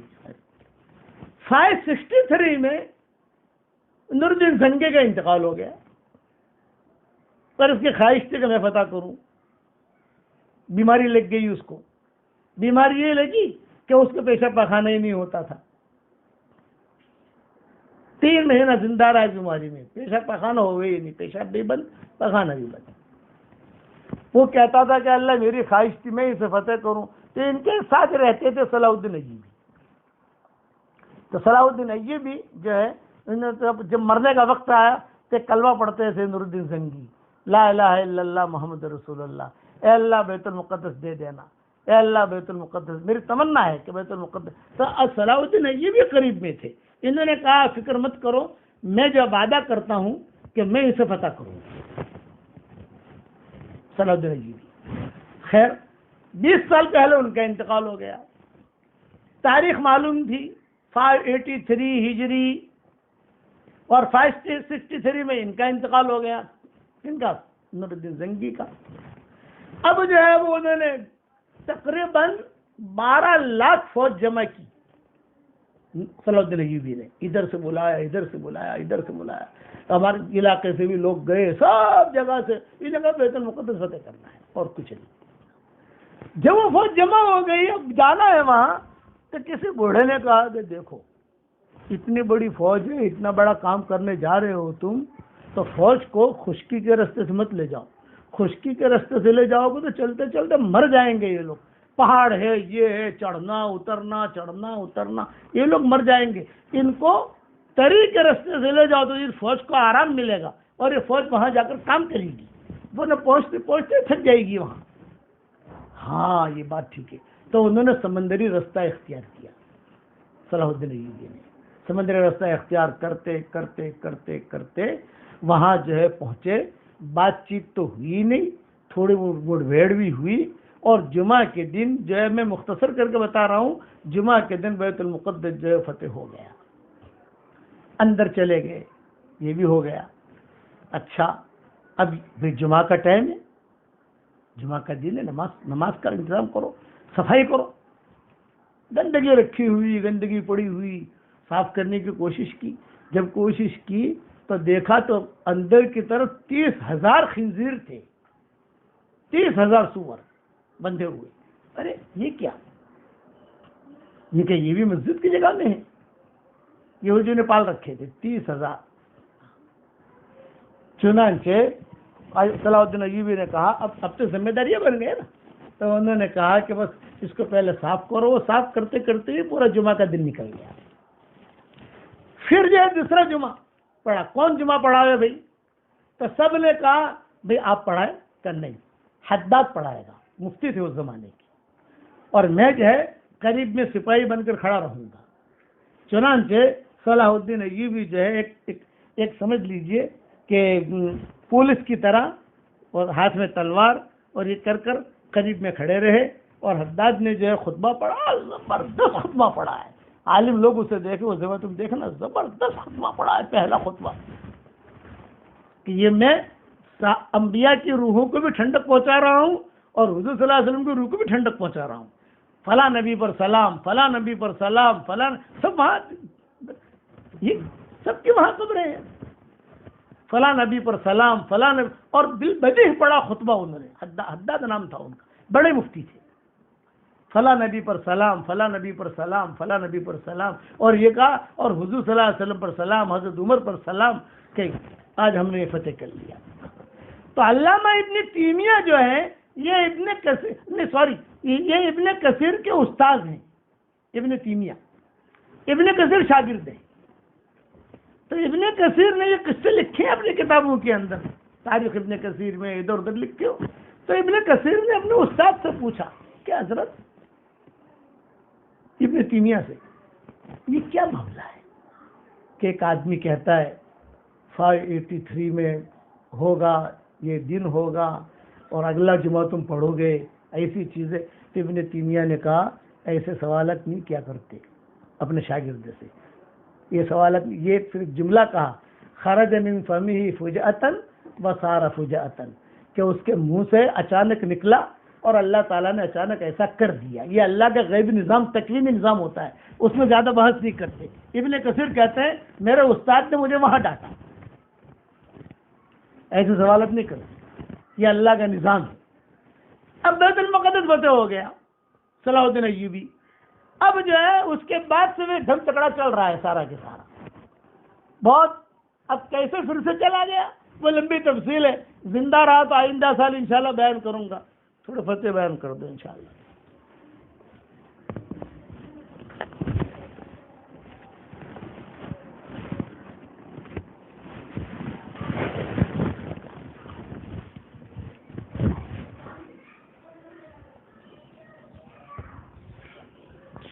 بسم اللہ الرحمن الرحیم۔ آج کچھ مسائل بتا دوں ناپاک اور پاک چیزوں سے متعلق۔ بعض چیزیں ایسی ہوتی ہے جو ناپاک ہوتی ہے، انسان اسے پاک سمجھتا ہے، بعض چیزیں پاک ہوتی ہے، انسان اسے ناپاک سمجھتا ہے، اس لیے اس سے متعلق کچھ چیزیں سمجھا دوں۔ ایک تو یہ ہے کہ انسان کا جھوٹا جو ہے وہ پاک ہے، چاہے وہ مسلمان ہو یا غیر مسلم ہو، چاہے وہ مرد ہو یا عورت ہو، اور چاہے کوئی ناپاک ہو یا پاک ہو، سارے انسانوں کا جھوٹا جو ہے پاک ہے۔ جھوٹا پاک ہونے کا مطلب یہ ہے کہ اگر پانی پیا تو وہی پانی دوسرا انسان پی سکتا ہے، کسی برتن میں کھایا تو اسی برتن کو دوسرا انسان بھی استعمال کر سکتا ہے۔ ایسا نہیں ہے کہ یہ ناپاک انسان ہے یا یہ ناپاک عورت ہے، اس نے ہاتھ لگایا یا اس نے منہ سے لگایا تو اس کی وجہ سے یہ برتن ناپاک ہو گیا، ایسا نہیں ہے۔ ہاں یہ الگ چیز ہے کہ اگر کسی کے منہ کے اندر ناپاکی ہے، جیسے کسی نے شراب وغیرہ پی ہوئی ہے اور اسی حالت میں اس نے کسی برتن کو منہ لگا دیا تو پھر یہ ناپاک ہو جائے گا۔ یہاں پہ اس کے منہ کی ناپاکی کی وجہ سے یہ ناپاکی آئی ہے، ورنہ فی نفسی ہی کسی انسان کا جھوٹا جو ہے وہ ناپاک نہیں ہوتا۔ دوسرا یہ ہے کہ آپ نے دیکھا ہوگا کہ کسی انسان کے منہ سے رال ٹپکتی ہے، کبھی کبھی انسان سوتا ہے تو نیند کے حالت میں رال ٹپکتی ہے، کبھی جاگتا ہوتا ہے اس وقت میں بھی رال ٹپکتی ہے۔ تو انسان کا جو رال ہے وہ پاک ہے، اگر وہ زندہ ہے تو اس کی رال پاک ہے، چاہے جاگتے میں نکلے چاہے نیند کے اندر نکلے۔ البتہ جب انسان کا انتقال ہو جاتا ہے تو انسان کے انتقال کے بعد اس کے منہ سے نکلنے والی جو رال ہے وہ ناپاک ہے۔ تیسرا مسئلہ ہے پسینے کے بارے میں۔ پسینہ اگر انسان پاک ہے تب تو انسان کا پسینہ بھی پاک ہے، لیکن اگر انسان چاہے مرد ہو یا عورت ہو کسی بھی قسم کی ناپاکی کے اندر ہے، ناپاکی جو حکمی ناپاکی ہوتی ہے، تو اس حالت میں بھی جو پسینہ نکلتا ہے تو وہ پاک ہے، ناپاک نہیں ہے۔ اگر وہ کپڑے کو لگ جائے یا وہ پسینے کے قطرے پانی کے اندر گر جائے تو یہ کپڑے اور پانی ناپاک نہیں ہوں گے۔ چوتھا مسئلہ یہ ہے کہ اگر کوئی مرد ہے یا عورت ہے، وہ اگر ناپاک ہے اور ان کو غسل کرنا ہے تو غسل کے دوران جسم پر جو ناپاکی لگی ہوئی ہے اسے صاف کر لیا، اور صاف کرنے کے بعد پھر جو نہاتے ہیں تو اس نہانے کے دوران جو پانی جسم سے نکلتا ہے، جسم پہ لگ کر جو باہر نکلتا ہے تو وہ پانی پاک ہوتا ہے۔ اگر وہی پانی بالٹی کے اندر اگر گر جائے تو پھر بالٹی کے اندر موجود پانی ناپاک نہیں ہوتا ہے۔ جسم کی گندگی صاف کر دی، صاف کرنے کے بعد غسل کے دوران جو پانی نکلتا ہے، یعنی پانی جسم کے اوپر ڈالتے ہیں اور وہ پانی جسم سے دور ہوتا ہے تو وہ پانی پاک ہوتا ہے۔ وہ اگر کسی پانی وغیرہ کے اندر گر گیا تو وہ پانی ناپاک نہیں ہوتا ہے۔ پانچواں مسئلہ ہے کہ اگر کوئی ناپاک کپڑے ہے اسے دھو رہے ہیں تو اسے دھونے کے دوران اس کے جو چھینٹے کپڑے پر یا بدن پر لگ جاتے ہیں تو وہ چھینٹوں کی وجہ سے یہ کپڑا یا بدن ناپاک نہیں ہوگا۔ معمولی چھینٹے جو ہے وہ اس کی وجہ وہ پاک ہوتے ہیں۔ احتیاط تو کرنی چاہیے کہ وہ چھینٹے بھی نہ پڑے، لیکن وہ چھینٹے اگر پڑ گئے تو اس کی وجہ سے کپڑا اور بدن ناپاک نہیں ہوتا ہے۔ پاس میں ڈول رکھی ہوئی ہے، ڈول کے اندر پانی ہے، اگر یہ ناپاک کپڑا دھوتے ہوئے اس ڈول کے اندر اگر وہ چھوٹے سے چھینٹے پڑ جاتے ہیں تو پانی ناپاک ہو جائے گا، ڈول ناپاک نہیں ہوگی، بدن بھی ناپاک نہیں ہوگا، لیکن وہ جو پانی ہے چونکہ وہ مائع قلیل ہے اس لیے وہ ناپاک ہو جائے گا۔ دودھ پیتا بچہ ہے، چھٹا مسئلہ، دودھ پیتا بچہ ہے تو دودھ جس طرح عام انسانوں کا پیشاب ناپاک ہے تو دودھ پیتے بچے کا بھی پیشاب ناپاک ہے۔ یہ لوگ سمجھتے ہیں کہ دودھ پیتا بچہ ہے تو اس کا پیشاب ناپاک نہیں ہے، ایسا نہیں ہے، دودھ پیچھے بچے کا بھی پیشاب ناپاک ہوتا ہے۔ البتہ فرق صرف اتنا ہے کہ عام جو بڑا انسان ہوتا ہے اس کے پیشاب کو صاف کرنے کے لیے تو تھوڑی اس کو نچوڑنا پڑتا ہے اور اس کو 3 مرتبہ دھونا پڑتا ہے، یہ سارے مسائل ہوتے ہیں۔ لیکن چھوٹا بچہ جو ہوتا ہے اس کے پیشاب کی پاکی کے لیے تھوڑا سا ہلکا طریقہ ہے کہ بس پانی کے نیچے اس کو رکھ لو اور پانی اس کے اوپر سے بہا دو تو پھر کپڑا پاک ہو جائے گا۔ اسی طریقے سے 7واں مسئلہ ہے کہ دودھ پیتے بچے کی جو قے ہے، دودھ پیتا بچہ جو قے نکالتا ہے تو وہ قے بھی ناپاک ہے، اگر وہ کپڑے پر لگ گئی تو کپڑا دھوئے بغیر نماز نہیں پڑھ سکتے۔ کتا ہے تو کتے کا جو لعاب ہے وہ ناپاک ہے، لیکن اس کا جسم جو ہے وہ پاک ہے، لہذا اگر کتے کا لعاب کسی چیز کے اندر گر گیا یا کتے نے کسی جگہ سے کوئی چیز کھا لی یا پی لی تو پھر وہ چیز جو ہے نا ناپاک ہو جائے گی۔ کتا چل رہا ہے، اس نے کسی انسان کو کاٹ دیا یا کسی انسان کے کپڑے کو اس نے منہ لگا دیا تو وہ لعاب کی ناپاکی کی وجہ سے وہ چیز ناپاک ہو جائے گی، لیکن صرف کتے کا جسم کسی کو لگا ہے تو جسم چونکہ پاک ہے اس وجہ سے اس کے لگنے کی وجہ سے انسان کا کپڑا وغیرہ ناپاک نہیں ہوگا۔ جو اڑنے نواں مسئلہ سمجھ لو کہ اڑنے والے جو پرندے ہوتے ہیں، چاہے وہ شرعی اعتبار سے کھائے جائے یا نہ کھائے جائے، معقول اللحم اور غیر معقول اللحم۔ معقول اللحم کا مطلب یہ ہے کہ جو شرعی اعتبار سے جن کا کھانا جائز ہے، جس طرح کبوتر ہے، چڑیا ہے، اور غیر معقول اللحم کا مطلب یہ ہے کہ جس کو کھانا جائز نہیں ہے، جیسے کوا وغیرہ۔ تو یہ چاہے معقول اللحم جانور ہو، پرندے ہو، یا غیر معقول اللحم پرندے ہو، ان کی جو بیٹ ہوتی ہے، بیٹ یہ پاک ہوتی ہے۔ بہت سے مرتبہ ایسا ہوتا ہے کہ انسان مسجد میں جا رہا ہوتا ہے، نماز پڑھ لی، نماز کے بعد دیکھ لیا کہ ارے بھائی یہ تو کوے کی بیٹ ہے یا چڑیا کی بیٹ ہے یا کبوتر کی بیٹ ہے، پتہ نہیں نماز ہوئی کہ نہیں ہوئی۔ تو یہ جو بیٹ ہے یہ پاک ہے، اس کے ہوتے ہوئے اگر نماز پڑھ لی تو نماز ہو جائے گی۔ آخری مسئلہ بتا دوں کہ انسان کے جسم پر کھٹمل ہے، مچھر ہے، یہ بیٹھ جاتے ہیں، اور کتنی مرتبہ وہ کھٹمل انسان کا خون اتنا پی لیتے ہیں کہ وہ اڑ ہی نہیں سکتے ہیں، ان کو مارو تو اس کے اندر سے خون نکلتا ہے۔ تو وہ جو خون ہے، وہ جو اس کو مارنے کے بعد خون نکلتا ہے تو وہ خون پاک ہوتا ہے، اگر وہ کپڑے پر لگا ہوا ہو اسی حال میں انسان نے نماز پڑھ لی تو وہ نماز ہو جائے گی، اس لیے کہ وہ ایسا خون نہیں ہوتا جو بہنے کے لائق ہو۔ یہ 10 مسائل ہے پاکی اور ناپاک چیزوں سے متعلق۔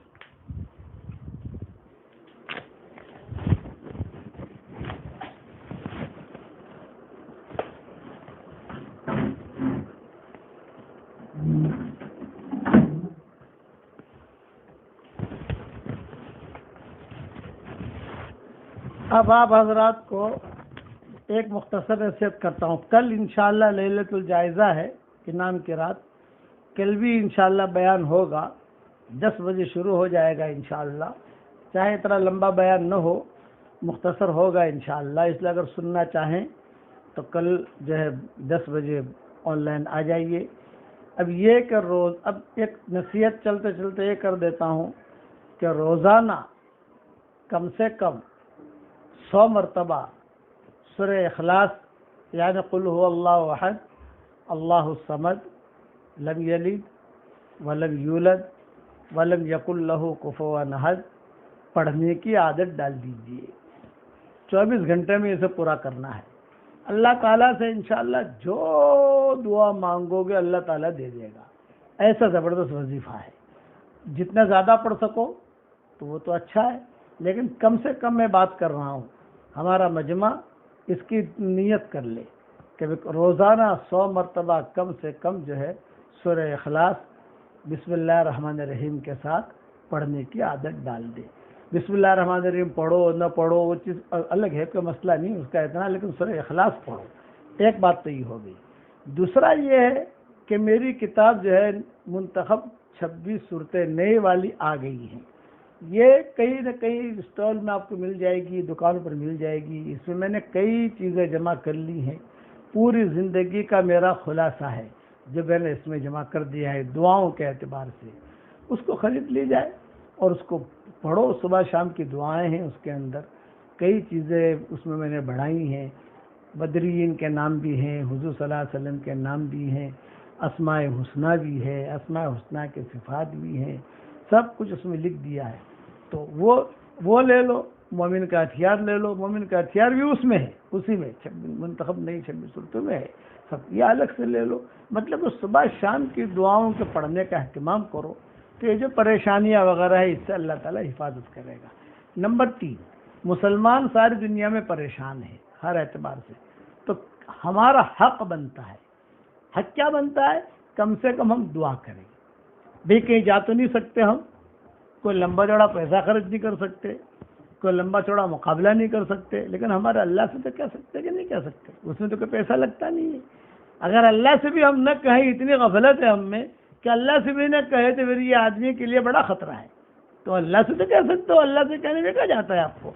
اس لیے اسلامی حق یہ ہے کہ ہم سب کے لیے، مسلمانوں کے لیے دعا کریں، اور یہ بھی دعا کریں کہ اللہ تعالیٰ پھر آئندہ رمضان پھر اللہ تعالیٰ ہمیں دے دے عافیت کے ساتھ، تاکہ یہ ساری چیزیں جو بھی رہ گئی ہیں، کئی چیزیں رہ گئی ہیں، اب کیا کروں کہ بھئی میں ایک چیز چلتے چلتے بتا دوں کہ انسانوں کے دادا تو آدم علیہ السلام ہیں، اسی لیے آدمی آدمی آدمی آدمی آدمی آدمی کہتے ہیں، یہ آدم سے ہے۔ یہ عام طور سے لوگوں کو پتہ نہیں ہوتا کہ ہمارے دادا، بولے کہ جناتوں کے دادا کون؟ آدم علیہ السلام تو ہے نہیں جناتوں کے دادا، جنات بھی سنتے ہیں، پھر ہمارے دادا کون؟ تمہارے دادا جناتوں کے جان، قرآن میں ہے نا، وَالْجَانَّ خَلَقْنَاهُ مِن نَارِ السَّمُومِ، سورہ رحمان میں بھی ہے کہ جان، یہ جان جو ہے یہ جناتوں کے دادا، تو وہاں سے چلا جین جین جین جین جین، وہاں سے چلا، سمجھے؟ دوسرا کہ یہ شیطان جو ہے، شیطنت یعنی سرکشی، یہ انسانوں میں بھی ہوتے ہیں اور جناتوں میں بھی ہوتے ہیں، دونوں جگہ ہے، اچھے انسانوں میں بھی ہے، ایسے وہ ان کا مرنا رہنا، آنا جانا، وہ جو بڑا ہے نا، بڑا ایک ہی کو اللہ تعالیٰ نے رام کا درگاہ کیا ہے، وہ ابلیس کا معنی ہے مایوس ہونا، وہ مایوس ہو گیا، اس کا نام ہے اصل عزازیل، تکبر عزازیل را خار کرد، سمجھے؟ تو وہ اس کے اللہ نے عمر لمبی کر دی کہ جا تجھے قیامت تک زندہ رکھوں گا، لیکن شیاطین جناتوں میں بھی ہے، شیاطین انسانوں میں بھی ہے، وَكَذَلِكَ جَعَلْنَا لِكُلِّ نَبِيٍّ عَدُوًّا شَيَاطِينَ الْإِنسِ وَالْجِنِّ، ان سب شرور سے پناہ کے لیے میں نے مومن کا ہتھیار لکھ دیے الحمدللہ۔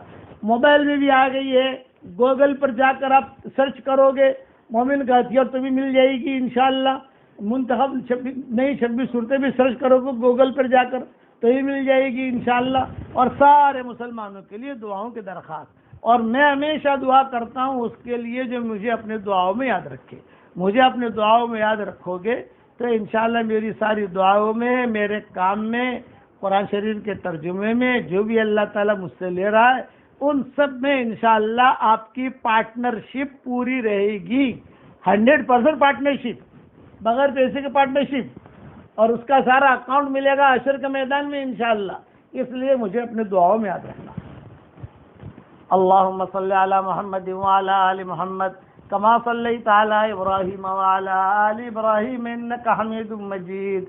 اللہم صلی علی سیدنا محمد بن عبداللہ القائم بحق اللہ ما ضاق امر الا فرجہ اللہ، یا رب صلی وسلم دائما ابدا على حبيبك خير الخلق كلهم۔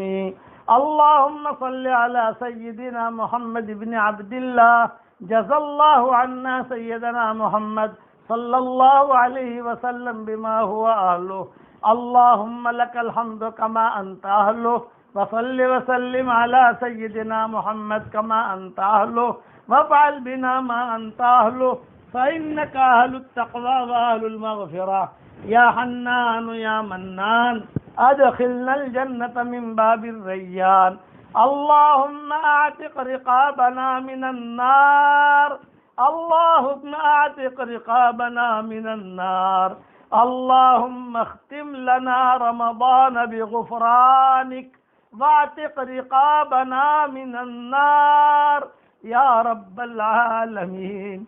اللهم اختم لنا رمضان بغفرانك، اللهم اختم رمضان بغفرانك، لا الہ الا انت سبحانك انا كنا من الظالمین۔ اے اللہ ہمارے گناہوں کو معاف فرما، اے اللہ ہماری خطاؤں سے درگزر فرما، اے اللہ یہ رمضان المبارک کا مہینہ تو چلا، اے اللہ آئندہ سال ہم میں کا کون پاتا ہے کون نہیں پاتا، یہ آپ کے علم غیب میں ہے، اے اللہ اب بھی اس رات میں جتنی گھڑیاں رہ گئی ہوں، ابھی اے اللہ جتنا وقت رہ گیا ہو اس کی قدر کرنے کی تو ہم سب کو توفیق عطا فرما، ابھی بھی اے اللہ وقت ہے، چلتے چلتے بھی تو کئی لوگوں کو معاف کر دیتا ہے، اے اللہ امت کی اجتماعی اور انفرادی پریشانیوں کو دور فرما۔ اے اللہ تیرے محبوب کی امت بہت پریشان ہے، اے اللہ بہت پریشان ہے، فلسطین میں پریشان ہے، ہندوستان میں پریشان ہے، عراق میں پریشان ہے۔ اے اللہ مولی اور گاجر کی طرح بچے جو ہے وہ ذبح ہو رہے ہیں۔ اے اللہ حضرت عمر جیسا پھر پیدا فرما دے۔ اے اللہ صلاح الدین ایوبی جیسا پھر پیدا فرما دے۔ اے اللہ نور الدین زنگی جیسا پھر پیدا فرما دے۔ اے اللہ صرف تقریروں سے نہیں ہوتا، اے اللہ اصل فیصلے تو تیرے ہیں۔ اے اللہ یہ بیت المقدس کی تو پوری حفاظت فرما، چہار دیواری کی حفاظت فرما۔ حضرت محمد صلی اللہ علیہ وسلم نے وہاں نماز پڑھائی ہے، تیرے نبی کا مصلی رہا ہے، ہم نے کتابوں میں پڑھا ہے۔ حضور صلی اللہ علیہ وسلم جب معراج کے لیے مکہ مکرمہ سے روانہ ہوئے، راستے بھی قصے ہوتے ہوتے جب بیت المقدس پہنچے تو سارے انبیاء باہر انتظار میں کھڑے تھے، سارے انبیاء۔ ہم نے کتابوں میں یہ بھی پڑھا ہے کہ یوسف علیہ السلام بھی اس میں موجود تھے جب تک حضور صلی اللہ علیہ وسلم کی فلائٹ اتری نہیں تھی، اور جب تک حضور صلی اللہ علیہ وسلم زمین پر نہیں اترے تھے، ابھی پرواز میں تھے، تو سارے کے سارے انبیاء کھڑے سارے کے سارے فرشتے، سارے کے سارے انبیاء حضرت یوسف علیہ السلام کو دیکھ رہے تھے کہ اللہ نے کتنا حسن و جمال دیا ہے۔ اے اللہ پھر جب حضرت محمد صلی اللہ علیہ وسلم کا جہاز اتر گیا اور سب نے دیکھ لیا اور سب نے کہا جا رسول اللہ، جا رسول اللہ، جا رسول اللہ، اللہ کے رسول آ گئے۔ جب حضور صلی اللہ علیہ وسلم براق سے اترنے لگے تو جتنے بھی انبیاء اور جتنے بھی لوگ یوسف علیہ السلام کی طرف دیکھ رہے تھے وہ سارے کے سارے حضور صلی اللہ علیہ وسلم کو دیکھنے لگے اور بھاگنے لگے۔ کوئی یہاں سے اٹھا رہا ہے، کوئی وہاں سے اٹھا رہا ہے۔ اے اللہ یہ تیرے نبی کی مصلی ہے، تیرے نبی کا مصلی ہے، تیرے نبی نے وہاں نماز پڑھائی ہے۔ اے اللہ اس کی لاج رکھ لے۔ ہم نے کتابوں میں یہ بھی پڑھا ہے اور میں نے کئی مرتبہ بیانوں میں کہا ہے کہ وہاں جب داخل ہوئے بیت المقدس میں، سارے کے سارے انبیاء جب داخل ہوئے ہیں، حضور صلی اللہ علیہ وسلم بھی داخل ہوئے۔ میزبان اصل میں تھے حضرت جبریل علیہ السلام، اور سارے انبیاء انتظار میں تھے کہ آج آخری نبی آنے والے ہیں، اور سب کو جو ہے استقبال میں کھڑا کیا گیا تھا۔ اے اللہ بڑے بڑے انبیاء استقبال میں کھڑے ہیں، بڑے بڑے لوگ، بڑے بڑے فرشتے استقبال میں کھڑے ہیں۔ جس شان کے ساتھ حضور صلی اللہ علیہ وسلم داخل ہوئے ہیں بیت المقدس میں، سارا کا سارا بیت المقدس نبیوں سے بھر گیا، سارے کے ساری روحانی ہستیاں ہیں، سارے کے سارے بڑے لوگ ہیں۔ اور وہاں جاتی ہی اذان ہوئی، اور اذان کے بعد کون نماز پڑھائے؟ سارے کے سارے خاموش رہے، صفے باندھ کر کھڑے ہو گئے۔ حضرت جبریل نے حضور صلی اللہ علیہ وسلم کی طرف دیکھا، سارے کے سارے کھڑے ہیں، امامت کون کرائے گا؟ کتابوں میں وضاحت کے ساتھ یہ لکھا ہوا ہے کہ حضرت جبریل نے حضور صلی اللہ علیہ وسلم کے پیٹھ پر ہاتھ رکھا اور پیار سے کہا حضرت آپ نماز پڑھائیے۔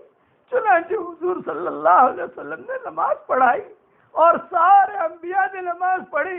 اے اللہ اس تاریخ کی لاج رکھ لے، اے اللہ اس رات کی لاج، اس دن کی لاج رکھ لے، اس سفر کی لاج رکھ لے۔ اے اللہ نبیوں کے سجدے وہاں موجود ہیں، پوشیدہ ہے نبیوں کے سجدے، اور حضور صلی اللہ علیہ وسلم کا سجدہ بھی پوشیدہ ہے۔ جب حضور صلی اللہ علیہ وسلم نے نماز پڑھائی، نماز پڑھانے کے بعد فارغ ہو گئے، بیٹھ گئے حضور صلی اللہ علیہ وسلم سارے انبیاء کی طرف، تو ملاقات کے لیے سب نے لائن لگائی، سب نے حضور صلی اللہ علیہ وسلم سے ملاقات کی۔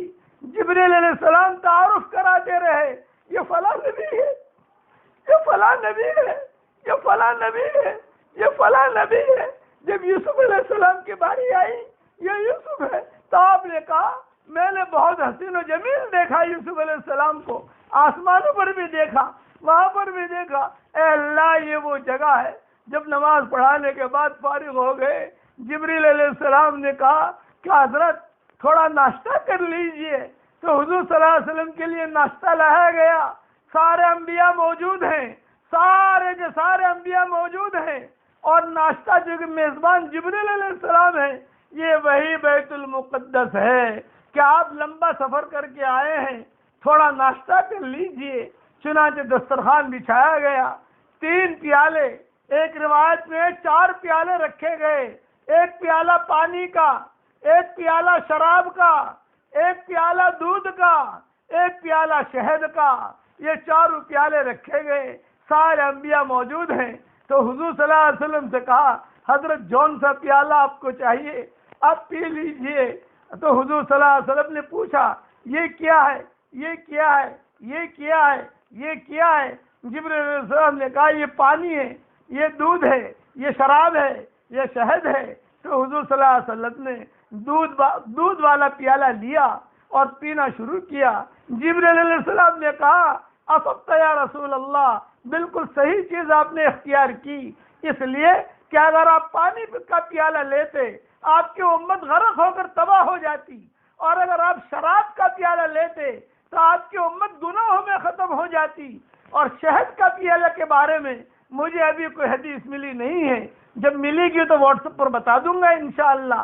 لیکن یہ کہ حضور صلی اللہ علیہ وسلم نے وہ پیالہ لیا، دودھ کا پیالہ لیا، اس میں جو ہے سب نبیوں نے بیان کیا، آخر میں حضور صلی اللہ علیہ وسلم نے بیان کیا، تمام تعریف ابراہیم علیہ السلام نے بیان کیا، تمام یہ بیت المقدس میں بیان ہوا ہے۔ اے اللہ، بیت المقدس میں سارے نبیوں نے بیان کیا ہے، بیت المقدس میں تیرے نبی نے نماز پڑھائی ہے، بیت المقدس میں سارے فرشتے جمع ہوئے ہیں، بیت المقدس میں یہ سارے کے سارے قصے ہوئے ہیں۔ اے اللہ، عافیت کے ساتھ تو بیت المقدس کی پوری حفاظت فرما، پورے علاقے کی حفاظت فرما، تو ہی حفاظت کرنے والا ہے۔ بدر میں تو نے فرشتوں کو اتارا تھا، وہی فرشتے موجود ہیں، ہم نے کتابوں میں پڑھا ہے، جو فرشتے بدر کے میدان میں آئے تھے وہ آسمانوں پر واپس نہیں گئے ہیں، وہ زمینوں میں چلتے پھرتے رہتے ہیں اور اللہ کے بندے اور بندیوں کی مدد کرتے رہتے ہیں۔ اے اللہ، تیرے ان فرشتوں کو یہاں بھی بھیج دے اور تو مسلمانوں کی پوری حفاظت فرما، مدد فرما۔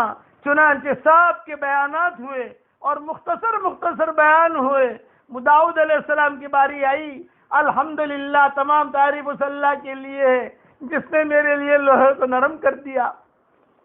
سلیمان علیہ السلام کی باری آئی کہ تمام تعریف اس اللہ کے لیے ہے جس نے مجھے ساری زمینوں کا مالک بنایا اور میرے لیے جناتوں کو اور ہواؤں کو مسخر کر دیا۔ ابراہیم علیہ السلام کی باری آئی، تمام تعریف اس اللہ کے لیے ہے جس اللہ تعالیٰ نے مجھے نمرود سے میری حفاظت کی اور جیل میں مجھے جو ہے آگ کے اندر اللہ نے میری حفاظت کی۔ آخر میں آئی ہے حضور صلی اللہ علیہ وسلم کی باری، تو آپ نے کہا تمام تعریف اس اللہ کے لیے ہے جس نے مجھے ایسی امت دی ہے الذین یأمرون بالمعروف وینہون عن المنکر، ایسی امت مجھے دی ہے جو بھلی باتیں بتائیں گے اور بری باتوں سے روکیں گے۔ یہ سارے کے سارے قصے بیت المقدس میں ہوئے ہیں، اور بھی سب سے ملاقات کر کے حضور صلی اللہ علیہ وسلم بیٹھے بھی، ناشتہ بھی کیا اور دودھ بھی پیا اور سب سے ملاقاتیں بھی ہوئی، سب کے بارے میں پوچھا بھی، یہ ہے، یہ ہے، یہ ہے، یہ ہے۔ اور بعض کتابوں میں لکھا ہے جنات بھی بھرے ہوئے تھے، اس لیے کہ جناتوں نے اسلام قبول کرنا شروع کر دیا تھا، آوازیں پہنچنے لگی تھی دنیا کے اندر۔ اے اللہ، یہ وہ جگہ ہے جس کے بارے میں آج دنیا پریشان ہے، تو قادر مطلق ہے۔ اے مولا کریم، عمر نے اسے فتح کیا اور صلاح الدین ایوبی نے اسے آزاد کروایا، اب اے اللہ دوسرا کوئی عمر جیسا پیدا فرما دے، صلاح الدین ایوبی جیسا پیدا فرما دے، اور اے اللہ پوری امت کے بھی تو حفاظت فرما، اور جتنے دینی ہماری مساجد ہیں، جتنے دینی ٹھکانے ہیں، جتنے مدارس ہیں، جتنے مکاتب ہیں، اے اللہ اس لیے وداعی رات میں آپ سے درخواست کرتے ہیں کہ اللہ تو سب کی پوری حفاظت فرما، مسلمان بہو بیٹیوں کی حفاظت فرما، مسلمان بچے بچیوں کی حفاظت فرما۔ اے اللہ تیرے دین کی حفاظت کر، تیری کتاب کی حفاظت کر، مرنے سے پہلے بیت المقدس میں عزت کے ساتھ نماز پڑھنے کی توفیق عطا فرما۔ اے اللہ مرنے سے پہلے بیت المقدس میں نماز پڑھنے کا توفیق عطا فرما۔ جب اسلام عروج پر آیا تو حضور صلی اللہ علیہ وسلم نے بیت المقدس کی فضیلت بیان کی اور یہ کہا بیت المقدس سے جو احرام پہن کر مکہ آئے گا اور عمرہ کرے گا اس کو یہ ثواب ملے گا، اس کو یہ ثواب ملے گا۔ اے اللہ یہ وہ جگہ ہے جو تیرے نبی نے اس کی فضیلتیں بیان کی۔ اے اللہ اس جگہ کے بارے میں معاملہ ہے، اے اللہ تو ہمیں غیروں کے حوالے نہ فرما، ہماری اس وداعی رات کو قبول فرما، رمضان کے آنے کو بھی قبول فرما، رمضان کے جانے کو بھی قبول فرما۔ ہماری زندگی کا آخری یہ رمضان نہ ہو بلکہ بار بار ہمیں مل رہا ہو، بار بار مل رہا ہو۔ اور ہم نے کتابوں میں یہ بھی پڑھا ہے کہ حضور صلی اللہ علیہ وسلم جب وہاں سے آسمانوں کی طرف روانہ ہونے لگے تو براق کو تو حضرت جبریل نے وہی بیت المقدس میں ہی باندھ دیا اور وہیں پر براق کو باندھ دیا۔ براق والی فلائٹ مکہ مکرمہ سے بیت المقدس کی تھی۔ اب جو ہے بیت المقدس سے آسمانوں کے سفر کے لیے جو سواری آئی وہ بالکل الگ تھی، وہ الگ فلائٹ تھی۔ حضور صلی اللہ علیہ وسلم جب بیٹھنے لگے تو بہت محبت بھری نگاہوں سے بیت المقدس کو دیکھ رہے تھے، اس جگہ کو دیکھ رہے تھے کہ یہ اول قبلہ ہے ہمارا۔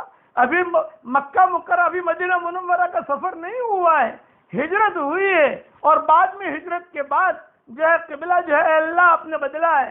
فَوَلِّ وَجْهَكَ شَطْرَ الْمَسْجِدِ الْحَرَامِ والی آیتیں آپ نے نازل کی ہیں، یہ بہت بعد میں ہوا ہے، لیکن یہ وہ جگہ کی خصوصیت ہے کہ اللہ تیرے نبیوں نے وہاں دعائیں مانگی ہیں، تیرے نبیوں کی قبریں موجود ہیں اور تو نے ہی کہا ہے کہ ہم نے اس کے ارد گرد برکتیں رکھی ہیں۔ اے اللہ تیرے دین کی حفاظت کر، دونوں چوکھٹوں کی بھی حفاظت کر اور یہ تیسرے چوکھٹ کی بھی حفاظت کر، مکہ کی بھی حفاظت کر، مدینہ کی بھی حفاظت کر، بیت المقدس کی بھی حفاظت کر اور اس کے تینوں کی جتنی بیٹیاں ہیں ان کی بھی حفاظت کر۔ مولانا یوسف صاحب رحمۃ اللہ علیہ فرماتے تھے کہ جتنی مسجدیں ہیں یہ بیت اللہ کی بیٹیاں ہیں، یہ مدینہ مسجد نبی کی بیٹیاں ہیں، یہ بیت المقدس کی بیٹیاں ہیں۔ اے اللہ ان سب بیٹیوں کی بھی حفاظت کر، اے اللہ غیروں کے حوالے نہ کر۔ حضرت محمد صلی اللہ علیہ وسلم نے جو دعائیں مانگی ہمارے لیے قبول فرما۔ اے اللہ وقت کی کمی کی بنا پر پورے مجمع کو سنا نہیں سکتے، جب بیت المقدس فتح ہو گیا ہے اور حضرت عمر نے جو دعا مانگی ہے میرے پاس وقت نہیں کہ وہ دعا کے جملے ان کے سامنے بیان کروں۔ رو رو کر حضرت عمر نے دعا مانگی ہے، اے اللہ صحابہ نے دعائیں مانگی ہیں اور جب بیت المقدس صلاح الدین نے یہ بھی نہیں پتہ کیا اور اس نے جو دعا مانگی ہے اور حداد نے جو خطبہ دیا ہے، اے اللہ ان دعاؤں کو تو قبول فرما۔ وہ دعائیں موجود ہیں جنہوں نے دعائیں مانگی ہیں، اے مولا کریم ساری دنیا کے مسلمان دعائیں مانگ رہے ہیں، ان کے دعاؤں کو قبول فرما۔ اے اللہ حضرت محمد صلی اللہ علیہ وسلم کی امت پر خصوصی نظر ڈال دے، کرم کا معاملہ فرما۔ جو مسلمان مرد اور عورت پریشان ہو ان کی پریشانیوں کو دور فرما، جن کے بیٹے اور بیٹیاں شادی کے لائق ہیں، غیر شادی شدہ ہیں، بہترین جوڑوں کا ان کے لیے انتظام فرما۔ جو بے اولاد ہیں نیک صالح اولاد تو ان کو نصیب فرما۔ اے اللہ جن کے اولاد تو ہے مگر نافرمان ہیں ان کی نافرمان اولاد کو تو فرما بردار بنا دے۔ اے اللہ ہم تیرا شکر ادا کرتے ہیں کہ تو نے ہمیں رمضان دیا اور نماز پڑھنے کی توفیق دی اور تو نے قرآن پڑھنے کی توفیق دی، بیان کرنے کی توفیق دی۔ اے اللہ ہمارے اس بیانوں سے جو بھی خیر وجود میں آیا ہو تو اس کی نگرانی فرما، اس کی آبیاری فرما، اس کی آب پاشی فرما۔ اے اللہ اس وقت میں بھی تیرے فرشتے نازل ہوتے ہیں اس لیے کہ ہماری وداعی رات ہے۔ اے اللہ اس مجمع میں فرشتے بھی آمین کہہ رہے ہیں، ان کی آمین کو ہمارے لیے قبول فرما۔ اے اللہ جو کینسر جیسے بڑی بیماری میں مبتلا ہوں ان کو شفا دے۔ آج کی اس مبارک رات میں اے اللہ کورونا سے بچنے کا تو ہم سب کے لیے انتظام فرما دے۔ جہاں یہ رمضان رخصت ہو رہا ہے اے اللہ اسی کے برکت سے کورونا کو بھی بلا لے، اے اللہ کورونا کی بیماری کو بھی بلا لے۔ جہاں تو رمضان کو بلا رہا ہے اور جہاں رمضان تیرے پاس پہنچ جائے گا اس کے ساتھ ساتھ پیچھے پیچھے اسے بھی اپنے پاس بلا لے اور کورونا کی برائیوں سے، کورونا کی تکلیفوں سے پوری انسانیت کی حفاظت فرما۔ اے اللہ ربانی علماء نے جو کتابیں لکھی ہیں ان کے ہر سطر کو دنیا میں عام اور تام فرما۔ اے اللہ ہمیں تیرے اواب بندوں میں شامل فرما۔ اے اللہ اس امت کو باطل کے غبار سے بچا لے اور باطل کے غبارے سے بچا لے۔ اے اللہ اس امت کو باطل کے غبار سے بچا لے اور باطل کے غبارے سے بچا لے۔ اے اللہ تہجد کے وقت میں تیرا خاص لشکر زمین پر اترتا ہے، اس وقت ہمیں جاگنے کی توفیق عطا فرما۔ اے اللہ یہ ماہ مبارک تیری رحمت کا چمن ہے، تو نے ہمارے لیے اتارا ہے، قدر کرنے کی توفیق عطا فرما۔ اب یہ رخصت ہو رہا ہے، اے اللہ کل حشر کے میدان میں ہمارے لیے اچھی گواہی دے۔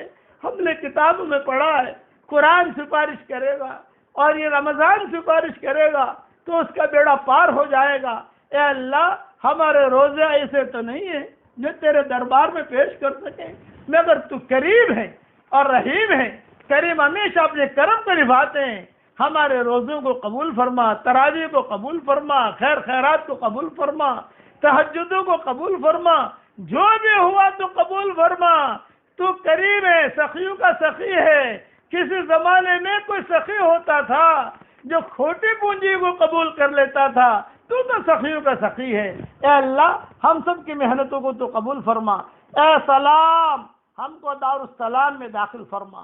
یا سلام ادخلنا برحمتک فی دار السلام۔ یا سلام ادخلنا برحمتک وکرمک ومنک فی دار السلام۔ اے سلام ہم کو دارالسلام یعنی جنت میں داخل فرما۔ اے اللہ تیرے خفیہ خزانوں سے ہمیں محروم مت فرما۔ تیرے خزانے باہر دکھائی دے رہے ہیں، کچھ خزانے ایسے ہیں جو چھپے ہوئے ہیں، اے اللہ تو ہمیں محروم مت فرما۔ اے اللہ تیرے دونوں ہاتھوں میں بٹھا کر ہم سب کو جنت میں داخل فرما۔ تیرے دونوں ہاتھوں میں بٹھا کر ہم سب کو جنت میں داخل فرما۔ اے اللہ تیرے دونوں ہاتھوں میں بٹھا کر ہم سب کو جنت میں داخل فرما۔ اے اللہ تیرے دونوں ہاتھ تیرے رحمت کے خزانے میں ڈال کر لپے بھر بھر کر ہماری جھولی میں ڈال دے۔ اس وداعی رات میں تیرے دونوں ہاتھ رحمت کے خزانے میں ڈال کر تیرے جتنا رحمت کا خزانہ ہے، تیرے دونوں ہاتھ تیرے جتنے رحمت کے خزانے ہیں اس میں ڈال کر لپے بھر بھر کر ہماری جھولیوں میں ڈال دے، ہماری جھولیوں میں ڈال دے، ہماری جھولیوں میں ڈال دے۔ تیرے خزانے میں سے کچھ کمی واقع نہیں ہوگی اور ہم غریبوں کا بھلا ہو جائے گا۔ ہم کو خوش نصیب انسان بنا کہ حضرت محمد صلی اللہ علیہ وسلم ہمارا ہاتھ پکڑ کر جنت میں داخل فرما رہے ہوں۔ اے اللہ اس امت کو دنیا میں جنت کا سایہ عطا فرما، سائے سے حفاظت اور جہنم کے سائے سے حفاظت فرما، یعنی نعمتیں عطا فرما اور پریشانیاں دور فرما۔ اے اللہ اس مبارک رات میں سلامتی کی چادر بھی اتار دے، شفا کی چادر بھی اتار دے، عافیت کی چادر بھی اتار دے، صحت کی چادر بھی اتار دے، حلال مال کی چادر بھی اتار دے، حلال بستروں کی چادر بھی اتار دے، اور اے اللہ خوف اور بھوک اور تنگیاں اور بیماریاں ان چادروں کو لپیٹ کر جہنم میں داخل فرما دے۔ اے اللہ تقوی کا لباس ہمیں پہنا دے، اے اللہ زہد کا لباس پہنا دے، تیری محبت کا سرما ہماری آنکھوں میں لگا دے۔ اے اللہ حضرت محمد صلی اللہ علیہ وسلم کی امت پر خصوصی تو کرم فرما۔ اے اللہ گناہوں کے تصور سے ہمارے رونگٹے کھڑے ہو جائیں، ہمیں ایسا بنا دے۔ اے اللہ حضرت محمد صلی اللہ علیہ وسلم نے تاکیداً حضرت فاطمہ رضی اللہ تعالی عنہا کو ایک دعا پڑھنے کی توفیق دی تھی، ایک دعا پڑھنے کی وصیت کی تھی اور کہا تھا کہ بیٹا یہ دعا کبھی بھی مت چھوڑنا۔ اے اللہ وہ دعا ہم سب کے لیے قبول فرما۔ یا حی یا قیوم برحمتک استغیث اصلح لی شأنی کلہ ولا تکلنی الی نفسی طرفۃ عین۔ اے اللہ یہ دعا حضرت محمد صلی اللہ علیہ وسلم نے حضرت فاطمہ کو سکھائی تھی۔ اے ہمیشہ ہمیں زندہ رہنے والے، اے مخلوقات کو قائم رکھنے والے، میں آپ سے آپ کے رحمتی کے ذریعے مدد طلب کرتی ہوں۔ اے آپ میرے تمام احوال درست فرما دیجئے اور مجھے ایک بار بھی آنکھ جھپکنے کے برابر میرے نفس کے حوالے نہ فرما۔ اے اللہ یہ تیرے نبی نے اپنی پیاری بیٹی کو یہ دعا سکھائی تھی، یہ دعا تو ہم سب کے لیے قبول فرما۔ اے اللہ اس امت کے مردوں کو صحابہ کے روحانی بیٹے بنا دے اور عورتوں کو صحابیات کی روحانی بیٹیاں بنا دے۔ کسی زمانے میں کریم تھا جو کھوٹے سکے لیتا تھا، اے اللہ ہمارے کھوٹے عملوں کو قبول فرما۔ اے اللہ حضرت محمد صلی اللہ علیہ وسلم نے حضرت بریدہ اسلمی کو جو دعا سکھائی تھی وہ دعا ہمارے لیے قبول فرما۔ تیرے نبی نے کہا تھا بریدہ اسلمی کو، اے بریدہ، اے بریدہ، جس کے ساتھ اللہ خیر کا ارادہ کرتا ہے اسے یہ دعا پڑھنے کی توفیق دیتا ہے، اور جس کے ساتھ اللہ خیر کا ارادہ نہیں کرتا اسے یہ دعا پڑھنے کی توفیق نہیں دیتا۔ اے اللہ یہ دعا تو ہم سب کو قبول فرما لے، اے اللہ یہ دعا ہم سب کے لیے قبول فرما لے۔ جتنا مجمع آمین کہہ رہا ہے میں آپ سب کو یہ دعا پڑھا رہا ہوں تاکہ یہ دعا کی فضیلت ہم سب کو مل جائے۔ پڑھو میرے ساتھ، اللہم انی ضعیف فقوِ فی رضاک ضعفی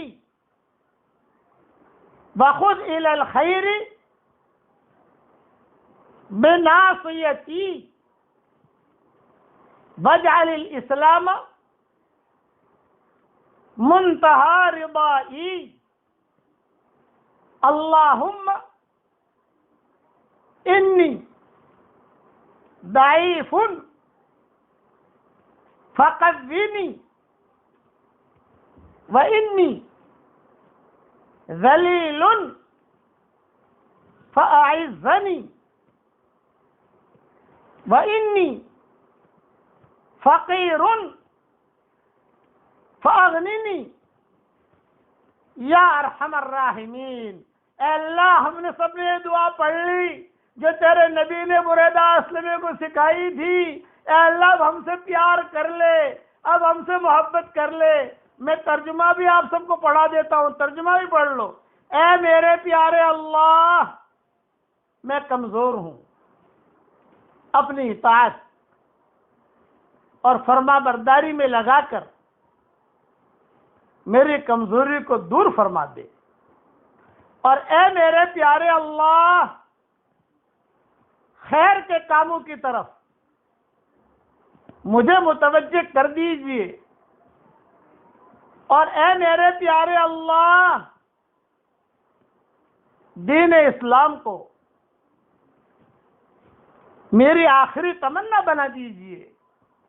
اے میرے پیارے اللہ میں کمزور ہوں، مجھے طاقت اور قوت بخش دیجئے، اور اے میرے پیارے اللہ میں ذلیل ہوں، مجھے عزت عطا فرمائیے، اور اے میرے پیارے اللہ میں فقیر ہوں، آپ مجھے غنی کر دیجئے۔ اے ارحم الراحمین۔ یہ دعا بکھرے موتی جلد اول میں موجود ہے اور باقی میری کئی کتابوں کے اندر موجود ہے۔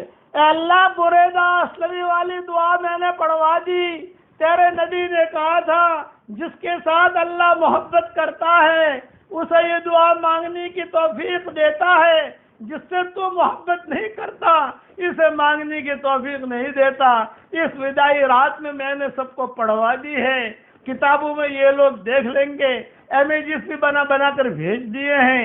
اے اللہ یہ دعا تو پوری امت کے لیے قبول فرما دے۔ یہ سننے والے پوری امت کے لوگ تو نہیں ہیں، لیکن ہم تو تجھ سے تو مانگ سکتے ہیں۔ اے اللہ یہ دعا پوری امت کے لیے قبول فرما لے۔ آخر میں یہ دعا مانگ کر دعا ختم کرتا ہوں۔ تیرے نبی حضرت محمد صلی اللہ علیہ وسلم تقریباً روزانہ 25 نور والی دعا مانگتے تھے۔ اے میرے پیارے اللہ یہ 25 نور والی دعا تو پوری امت کے لیے قبول فرما، اور اے اللہ اس مبارک رات میں جیسا رمضان خوشی خوشی رخصت ہو رہا ہے اور عید خوشی خوشی آ رہی ہے، اے اللہ اسی طریقے پر تو ہم سب کو خوش کر دے، اور اس طریقے پر یہ بیماریوں کا جو جال بچھا ہوا ہے ان بیماریوں کو بھی تیری طاقت سے تو اپنے پاس بلا لے۔ اے اللہ جو مانگا وہ عطا فرما، مانگنے سے رہ گیا وہ عطا فرما، اور حضرت محمد صلی اللہ علیہ وسلم کا بہترین بہترین پڑوس ہمیں نصیب فرما۔ اے اللہ حضرت محمد صلی اللہ علیہ وسلم کی امت میں جو پریشان حال ہو، بلکہ میں کہتا ہوں کہ اس امت کے لیے اے اللہ ہر لائن کی خوشیاں مقدر فرما دے، ہر لائن کی برائیوں سے، بیماریوں سے، تکلیفوں سے اور گھبراہٹوں سے، جن کے فساد سے، شیطانوں کے فساد سے پوری حفاظت فرما۔ اس مبارک رات میں پوری انسانیت کے لیے اللہ ہدایت کے فیصلے فرما، ہماری برادران وطن کی ہدایت کے فیصلے فرما۔ اے اللہ جو لوگ اس امت کو پریشان کر رہے ہیں، اگر ہدایت ان کے مقدر میں ہو تو ایسوں کو ہدایت دے دے، اور اگر ہدایت ان کے مقدر میں نہ ہو تو ایسوں کو تباہ اور برباد فرما دے، اپنے زمینوں کو پاک فرما دے۔ اے اللہ اندھیروں کو اندھیروں سے ٹکرا دے، قارون کو فرعون سے ٹکرا دے، فرعون کو حامان سے ٹکرا دے، حامان کو شداد سے ٹکرا دے۔ اے اللہ تو جب پکڑنے پر آیا تو اللہ فرعون کو پانی کے ذریعے سے ختم کر دیا، نمرود کو ایک مچھر کے ذریعے سے ختم کر دیا، قارون کو دھسا کر تو نے ختم کر دیا، دوسری قوموں پر زلزلوں کے ذریعے سے تو نے ختم کیا۔ تیرے لشکر زبردست ہیں، وما یعلم جنود ربک الا ہو، تیرا لشکر تو ہی جانتا ہے۔ ہم تو یہ دعا کرتے ہیں، ہم نہیں چاہتے کہ لوگ جہنم میں جائیں، ہم چاہتے ہیں کہ پوری انسانیت جنت میں چلی جائے، لیکن اللہ اگر ہدایت مقدر میں نہ ہو تو ایسے لوگوں سے تو اپنے زمینوں کو پاک فرما اور سارے اندھیروں کو دور فرما، اور اسلام اور ایمان کی روشنی کو دنیا میں عام اور تام فرما، اور پورے رمضان جتنی دعائیں مانگی گئی اجتماعی انفرادی، ان سب دعاؤں کو ہم سب کے لیے قبول فرما، اور اپنے فضل و کرم سے ہماری دعاؤں کو قبول فرما۔ نسألک من خیر ما سألک من عبدک و نبیک سیدنا محمد صلی اللہ علیہ وسلم، ونعوذ بک من شر ما استعاذک من عبدک و نبیک سیدنا محمد صلی اللہ علیہ وسلم۔ انت المستعان وعلیک البلاغ ولا حول ولا قوة الا باللہ العلی العظیم۔ انسانوں اور جناتوں سب کے ہدایت کے فیصلے فرما۔ تیری مخلوق میں سے جو جہاں پریشان حال ہو ان کے پریشانیوں کو دور فرما، اور تیری مخلوق میں سے جس کی جو حاجت ہو ان سب کی حاجتوں کا تو غیب سے تکفل فرما، اور اپنے فضل و کرم سے ہماری دعاؤں کو قبول فرما۔ سبحان ربک رب العزت عما یصفون وسلام علی المرسلین والحمد للہ رب العالمین۔